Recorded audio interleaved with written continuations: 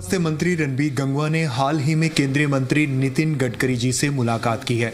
इस वक्त विशेष रूप से हमारे साथ मौजूद हैं कैबिनेट मिनिस्टर रणबीर गंगवा। गंगवा जी, आप केंद्रीय मंत्री नितिन गडकरी जी से मिले, क्या था विषय? हमारा 27 और 28 तारीख को 2 दिन का इंडियन रोड कांग्रेस का सेमिनार है चंडीगढ़, और उसके लिए उनको निमंत्रण देने के लिए मैं गया था और उन्होंने कहा है कि मैं ज़रूर आऊँगा।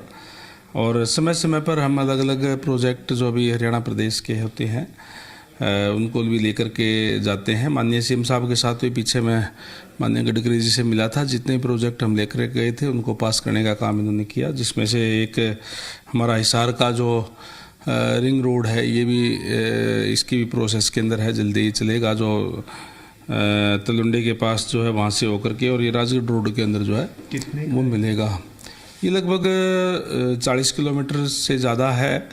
और क्योंकि ये ज़मीन जो एक्वायर करने का काम इसमें NHI करती है, और उसका 50% पैसा स्टेट गवर्नमेंट देती है, और बाकी जो बनाने का खर्च जो है वो NHI करेगी इस पे। इससे थोड़ा हटकर बात करते हैं राजनीति पर कि राज्यसभा चुनाव इस बार बहुत दिलचस्प भी रहा और फाइट भी देखने को मिली निर्दलीय उम्मीदवार सतीश नंदन। लेकिन कांग्रेस ने बीजेपी पर यह आरोप लगाया कि उन्होंने कांग्रेस के वोट तोड़ने के लिए तमाम तरीके अपनाए।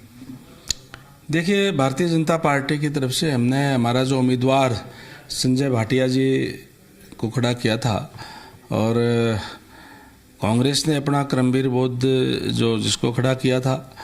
और कांग्रेस, अगर मैं हरियाणा की बात करूं तो कांग्रेस पार्टी ना होकर के अलग अलग गुटों में बटी हुई है, और गुटों में बटी हुई कांग्रेस कभी भी इकट्ठे वोट नहीं डालती। और क्योंकि अलग अलग गुट हैं, हुड्डा जी का है, कहीं रणदीप जी का है, कहीं शैलजा जी का है, कहीं और अपना गुट बनाए हुए हैं, और ऐसे गुट है जिनके विचारों में दूर दूर तक कहीं कोई समानता नहीं है। इसका अगर इतिहास उठा करके देखेंगे तो पहले भी हमने देखा है कि कांग्रेस ने कभी इकट्ठे वोट नहीं डाले। और जो हमारे निर्दलीय उम्मीदवार थे उन्होंने अपना कैंडिडेट खड़ा किया था, जो लगातार सरकार को अपना समर्थन दे रहे हैं। हमने जो अपने एक्स्ट्रा जो वोट थे वो उनको देने का काम जो है वो किया है। और हमने देखा कि किस तरीके से कांग्रेस के जो 37 MLA थे उनके वोट 28 निकले हैं। इस पे तो कांग्रेस को अपना आत्ममंथन करना चाहिए, चिंतन करना चाहिए। बीजेपी खरीद फरोख्त का काम कभी नहीं करती, ना ही जरूरत थी बीजेपी को। बीजेपी के अपने नंबर पूरे थे, हमने अपना राज्यसभा में उनको भेजने का काम किया है।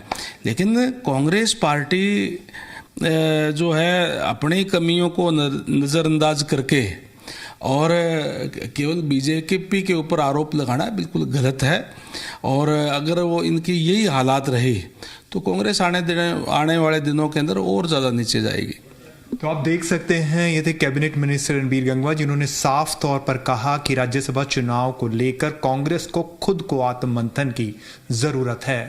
कैमरामैन राजेंद्र शर्मा के साथ मैं शशि नायर, जी मीडिया, हिसार।